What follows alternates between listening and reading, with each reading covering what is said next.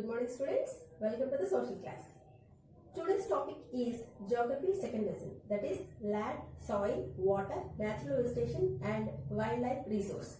In this, our first concept is land. So, all of us know more about the land than any other resource, right? We are utilizing the land for variety of the purposes, but only 30% of the land only available for us, and human activities will be done in that 30% land availability only. So our next concept is land use. We are utilizing the land for variety of activities. So all these activities together will be called as land use. So what are those activities? Agriculture, forestry, mining, building houses and setting up industries. All these activities and many more activities we are doing on the basis of land. So all these activities collectively called as land use. And the next one is physical factors that affects the land use. So which type of the factors will decide the usefulness of the land in that particular area. So first one is topography. Topography means the location where it located on the earth. Means whether it is mountainous area or hilly area or plain, plateau. All these things affect the land uses. Why? Because if it is mountainous area or desert area means the uses of the land is very less. If it is plains or plateau means we can utilize it. The next one is soil.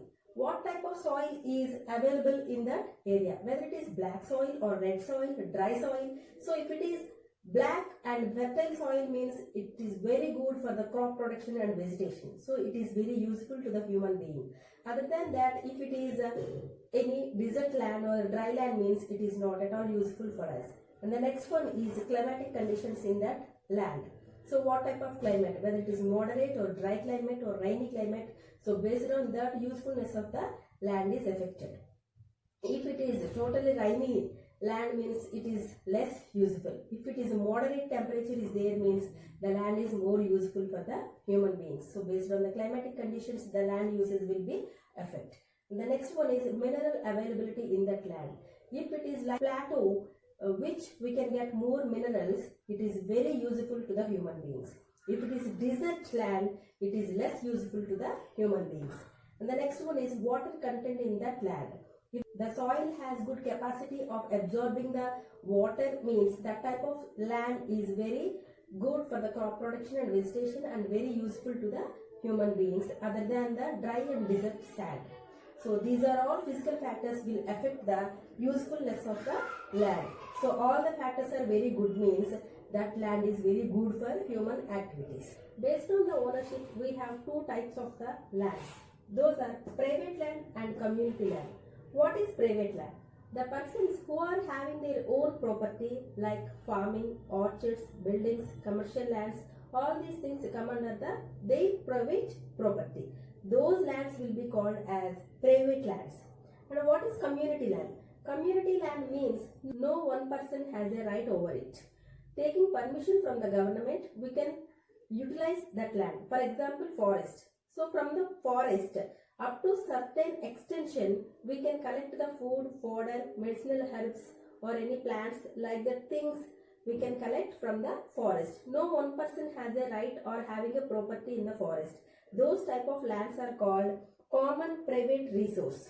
Now we need to discuss about the extension of the land. Many of the people in rural and urban areas, they are doing the land extensions. By cutting down the trees from the forest, they are increasing the commercial areas.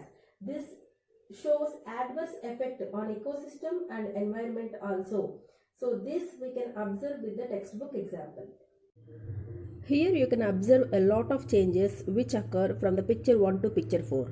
How the process changes from simple to complex. Here you can observe filling the empty land with buildings. Do you have the doubt that in the first image some animals are there and trees are there, but if you observe in the fourth image there were no such animals and trees? Where are they? So there is no place for animals and trees in the cities, which will affect badly the ecosystem and the environment.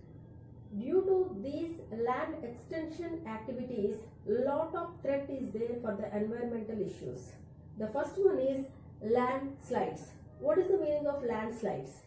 Landslides means by the cutting down the trees at the hilly areas, the soil and the land at the hill areas become weak. And if any blastings occur nearby areas means the land with the rocks come down from the top to bottom. This create a lot of damage to the human beings and the animals. And the next one is land degradation, means losing the quality of the land because of the deforestation. And the next one is desertification. Change the fertile land into a barren land is called desertification. And the next one is soil erosion. Because of the cutting of the trees and because of the losing the forest area, the soil allow the water pass through it during the rainy season. It create a lot of soil erosion. All these are happen only because of the land extension and deforestation. Now we need to focus on the things of conservation of the land. Conservation of the land. In the conservation of the land, our first point is afforestation. Afforestation means planting more trees and increasing the area of forest. So we need to increase the plant area. By doing this, we can conserve our land and we can increase the productivity of the land. And the second point is land reclamation. Creating new land from a riverbed or lake beds. So we need to increase. So the people or the government has to take care of that to increase the land area wherever it is possible from the riverbeds or the lake beds. So this is called land reclamation. And the next one is regulated use of chemicals and pesticides. So if we are increasing the doses of the chemicals and pesticides in crop productions, the soil has to lose its fertility and it become barren. So that's why we need to take care of the fertility of the land and we need to increase the production and productivity of the land by reducing the uses of chemicals and pesticides. The next important concept in our lesson is soil. This is the second concept in our lesson. So soil is the topmost layer of the earth and it is the mixture of organic matter, weathered rocks and minerals. But the right quantity of the mixture of organic matter and minerals make the soil fertile. If the soil is good soil means it has the correct component of the organic matter and minerals.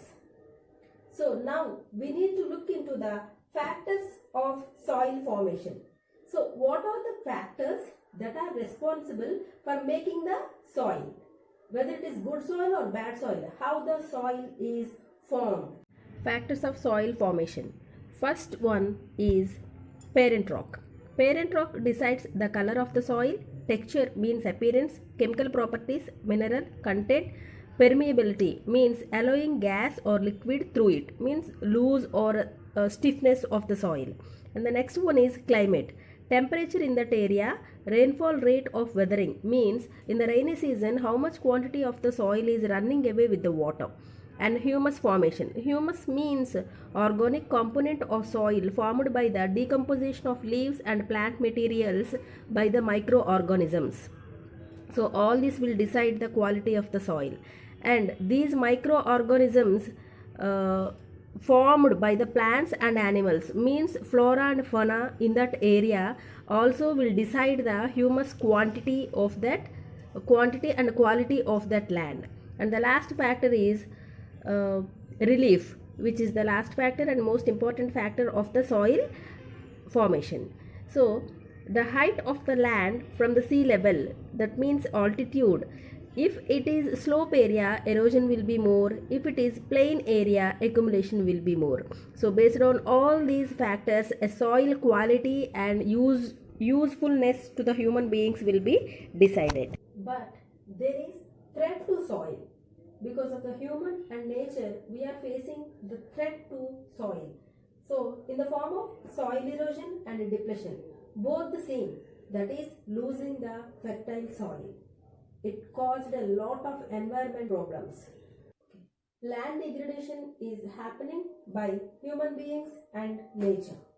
So we need to look into the things that cause the degradation of the soil, and we must have to stop those things. Factors of soil degradation.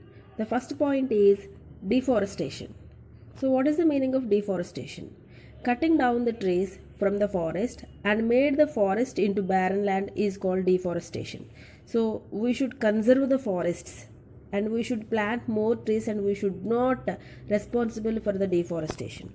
And the next one is overgrazing. So how overgrazing leads to soil degradation.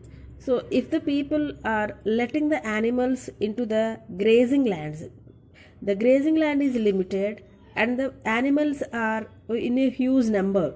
So what will happen at that time? So they are eating up the grass and the microorganisms which are there in that land and made that land infertile. So leaving the cattle into fields to graze more than the limit will cause the grassland into dry land. So this has to be reduced. And the next point is overuse of chemicals. Doses of the chemicals will lead to the infertility of the soil. And the next one is rain wash.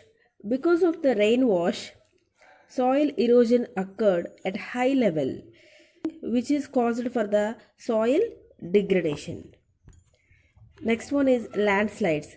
Due to the deforestation, hilly areas lost the strength. So because of the cutting down the trees at the areas of hill slope, the soil or the land become very weak. And when the blastings happen nearby the places of that hilly areas, what will happen? The land will shake and it run from the top to the bottom, and it cause a lot of destruction to the humans. Flood. Due to the cutting down the trees, soil let the water flow along with it. Because of this, soil erosion and floods happen at the same time. Sometimes landslides, debris block the river flow, which in turn cause the floods and cause lot of destruction to the human beings, animals, and wealth. So, we need to look into soil conservation methods. It is our responsibility to conserve the soil, to protect the soil. So, what are the methods we need to see? Mulching, contour barriers, rock dam, terrace farming, intercropping, contour bluffing, shelter beds. By using all these methods, we have to conserve the soil. Here we have important soil conservation methods.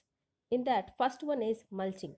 The bare ground between plants is covered with a layer of organic matter like straw. It helps to retain soil moisture.